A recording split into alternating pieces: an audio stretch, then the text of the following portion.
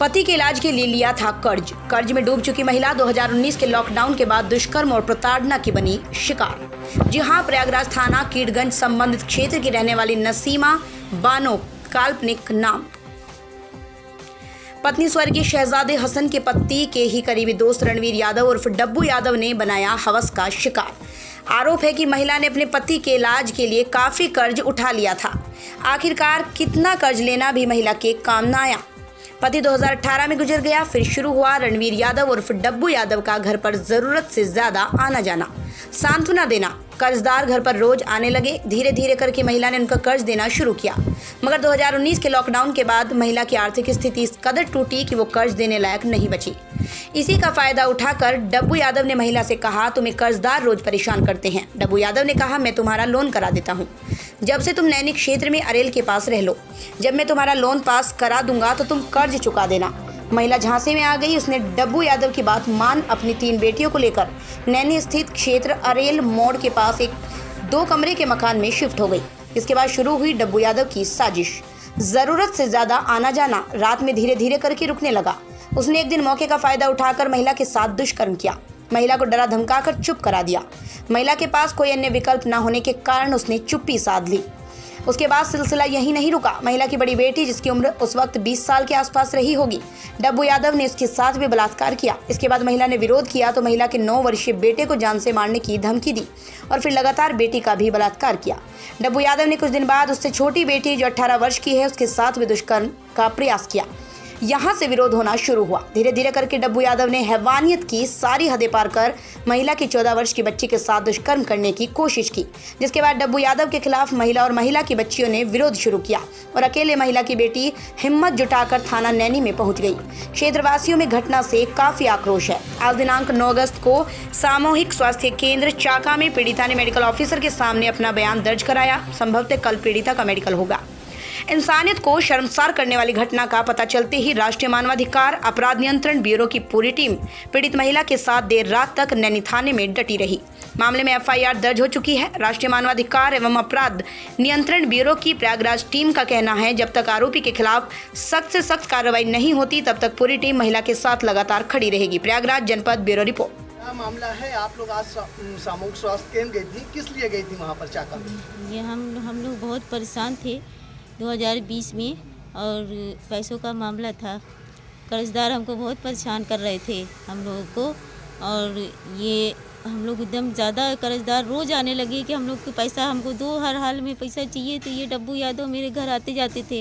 ये लोग, इसने हमको बहला फुसला कर कहा कि नैनी में हमारा घर है, वहाँ पर चल के रहो, वहाँ पर जब तुम्हारा बड़ा लोन करा देंगे अपना अदा करके वहाँ से चली आना। और फिर उसके बाद जब लोन नहीं कराने के बाद मेरे साथ ज़बरदस्ती करने की कोशिश करी। मेरे साथ 2-3 महीना मेरे साथ गलत काम करता रहा ये। फिर मेरी बेटी के साथ भी शुरुआत की। आप मेरी बेटी से ये पूछ सकते हैं क्या क्या उसने किया मेरी बेटी के साथ। मेरी मम्मी, आप अपना नाम बताइए। अच्छा, नाम मत बताइए, क्या हुआ था आपके साथ? पहले तो मेरी मम्मी के साथ गलत होते हुए देखा, तो जब उसको हम देख लिए थे तो वो मेरे साथ भी करना शुरू कर दिया कि अगर तुमने ये गलत करोगी तो हम तुम्हारे साथ भी। तो जब मैं आवाज़ उठाने लगी तो मेरे साथ भी गलत काम करा। फिर मुझे फर्जी कागज़ पे मुझसे साइन करवा लिया था ये कि कितने दिन पहले की बात है ये 3 महीनों की पहले बात है। 3 महीने की। उसके बाद क्या हुआ? उससे मुझे फर्जी कागज़ पे मुझे साइन करवा लिया था कि अब आज से तुम मेरी बीवी हो। अच्छा। जी, मेरे साथ 3 महीनों तक गलत काम करता रह गया। फिर इसके बाद मेरी बहन के साथ शुरू करने का कोशिश कर दिया। कौन सी बहन? आप लोग कितनी बहनें हो? मेरी 3 बहन है। और भाई कहे हैं? एक भाई है। फादर आपके एक्सपायर हो गए हैं? जी। कब? ये 2018 में। फिर कौन सी बहन की बात आई? मुझसे छोटी वाली बहन। कौन है इसमें से? पीछे वाली। अच्छा, क्या हुआ था तुम्हारे साथ, वही से बताइए। हमसे जबरदस्ती करता था, छूता चाहता था सब जगह।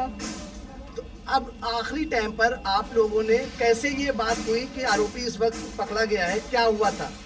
कैसे आप लोग उनके चंगुल से छूटे कैसे आप? ये मेरी बेटी के साथ जब गलत करने की कोशिश की, बताओ बहन दो। हम दूसरे वाले कमरे में खेल रहे थे। ये छोटी बच्ची के? जी, ये छोटी बच्ची है। कोई सामान पलंग के नीचे गिर गया, वो हमें बहाने से बुलाया और हम जब सामान निकालने लगे तो वो अपना कपड़ा उतारने लगा और मेरा मुंह दबा के दरवाज़ा बंद कर दिया। जैसे जैसे हमने छुड़वाया और चिल्लाया तो मम्मी लोग अंदर आई और तमाम बाहर वाले लोगों से हम लोग मदद मांगी तो उन लोगों ने मदद की और उसे मारा भी।